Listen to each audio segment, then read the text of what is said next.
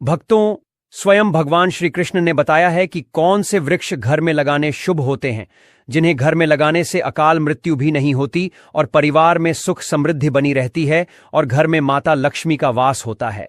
भक्तों, आपको बता दें कि जो अमीर लोग होते हैं इन्हीं पौधों को अपने घर में लगाते हैं, तो आप भी इन पौधों को अपने घर में जरूर लगाएं। भक्तों, यह बहुत ही पुरानी और अद्भुत घटना है। एक बार माता रुक्मिणी जी ने बड़ी ही विनम्रता से श्री कृष्ण से प्रश्न किया, हे नाथ, कृपया यह बताइए कि मनुष्य को अपने घर के आंगन या द्वार के सामने कौन कौन से वृक्ष अवश्य लगाने चाहिए। ऐसे कौन से पवित्र वृक्ष हैं जिनके रोपण से घर से दरिद्रता दूर हो जाए, शत्रुओं का भय मिट जाए और भूत प्रेत, रोग तथा पिशाच जैसी बाधाएं पास तक न फटकें। भगवान श्री कृष्ण मंद मुस्कान के साथ माता रुक्मिणी को देखते हुए बोले, हे देवी, आज तुमने मानव जाति के कल्याण के लिए बड़ा ही महत्वपूर्ण प्रश्न किया है। वृक्ष तो स्वयं में देवता के समान पूजनीय हैं। उनका जीवन में योगदान कितना अद्भुत है, यह शब्दों में कहना कठिन है। देखो, वृक्ष केवल छाया ही नहीं देते, वे वातावरण को भी शुद्ध करते हैं। उनके होने से घर में सकारात्मक ऊर्जा का संचार होता है, मनुष्य का मन प्रसन्न रहता है और घर आंगन में सुख समृद्धि का वास होता है। सच तो यह है कि जब किसी भवन के पास उचित वृक्ष लगे हों तो वह स्थान देवताओं के निवास के समान पवित्र हो जाता है। भगवान आगे कहने लगे, हे रुक्मिणी, घर के सामने सही वृक्ष लगाने से न केवल घर की शोभा बढ़ती है, बल्कि वह स्थान वास्तु दोषों से भी मुक्त हो जाता है। ऐसे वृक्ष घर की रक्षा देवताओं की तरह करते हैं और नकारात्मक शक्तियों को दूर भगा देते हैं। लेकिन यदि अज्ञानवश कोई मनुष्य ऐसे पौधे घर के समीप लगा दे जो अशुभ माने जाते हैं, तो वे घर में क्लेश, रोग और दरिद्रता तक ला सकते हैं। इसलिए यह जानना बहुत आवश्यक है कि कौन से वृक्ष शुभ हैं और कौन से नहीं। इतना कहकर भगवान श्री कृष्ण ने माता रुक्मिणी को एक प्राचीन कथा सुनाने का संकल्प किया और बोले, हे देवी, तुम ध्यान से सुनो। यह कथा केवल वृक्षों के महत्व को ही नहीं बताती, बल्कि यह भी सिखाती है कि कौन से पौधे मनुष्य के जीवन में सुख समृद्धि लाते हैं और कौन से उसके दुर्भाग्य का कारण बनते हैं। जो भी मनुष्य इस कथा को श्रवण या स्मरण करता है, उसके जीवन के सैकड़ों पाप तुरंत नष्ट हो जाते हैं और उसे परम शांति की प्राप्ति होती है।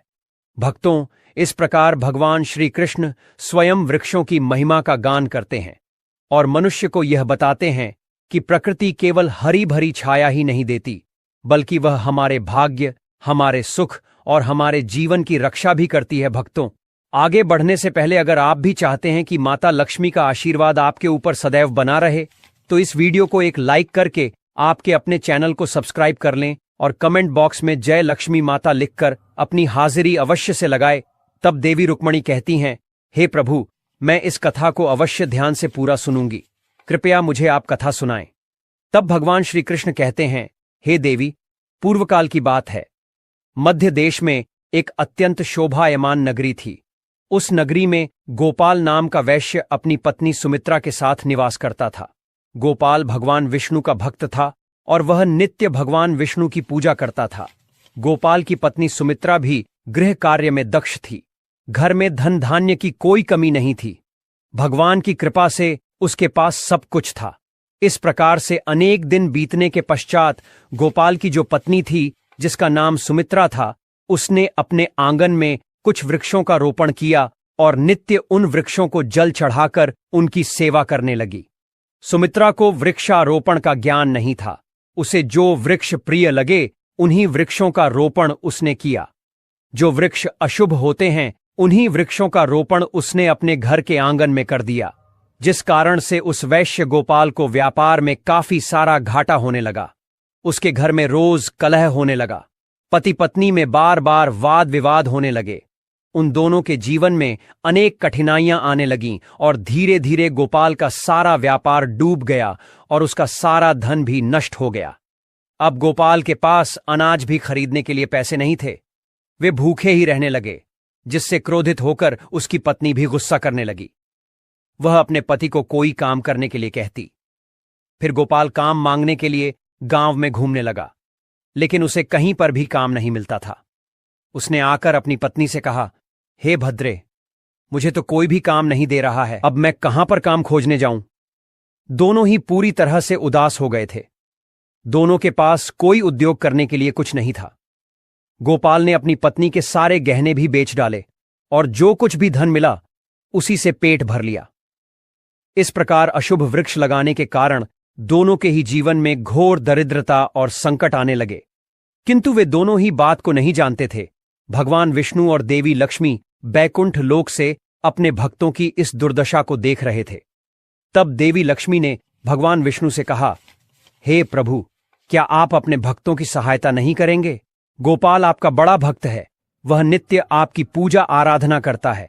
तब भगवान विष्णु कहते हैं, हे देवी, मैं अवश्य ही गोपाल की सहायता करूंगा, किंतु उससे पहले मुझे उसकी परीक्षा लेनी होगी। इसीलिए मैं स्वयं उसके घर पर जाकर उसकी परीक्षा लेता हूं। भगवान विष्णु एक साधु का वेश धारण करते हैं और पृथ्वी लोक पर प्रकट होते हैं। साधु रूपी भगवान विष्णु गोपाल के द्वार पर जाते हैं और याचना करने लगते हैं। तब द्वार पर आए हुए साधु को देखकर गोपाल उन्हें प्रणाम करता है और कहता है, हे साधु महाराज, पधारिए, इस गरीब के घर में आपका स्वागत है। मैं आपकी किस प्रकार से सहायता कर सकता हूं?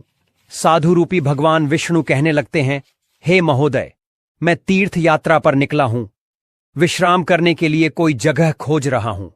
यदि आपको कोई कष्ट ना हो तो मुझे अपने घर में स्थान दे दो। मैं अनेक दिनों से भूखा हूं, कुछ भोजन भी प्राप्त हो जाए तो बड़ी कृपा होगी। साधु महाराज के ऐसे वचन सुनकर गोपाल कहने लगा, हे साधु महात्मा, आप अवश्य ही कोई पुण्य आत्मा दिखाई पड़ते हैं। आपके मुखमंडल पर बहुत तेज है। आपकी सेवा करने का मुझे सौभाग्य मिल रहा है। आपकी सेवा करके मुझे बड़ा आनंद मिलेगा।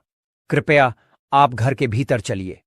फिर वह साधु महाराज और गोपाल के घर के भीतर जाते हैं और विश्राम करने लगते हैं। गोपाल उन साधु महाराज की बड़ी सेवा करता है, किंतु उसके पास अन्न का एक दाना नहीं होता है। तो वह अपनी पत्नी से कहता है, हे प्रिय, घर पर जो साधु महात्मा आए हैं वे बड़े पुण्यवान दिखाई पड़ रहे हैं। हमें उनके भोजन के लिए कुछ उपाय करना चाहिए। मैं गांव में जाकर किसी से थोड़ा सा धन मांग कर लाता हूं। इतना कहकर वह गोपाल गांव में एक सेठ के घर पर जाता है और उस सेठ से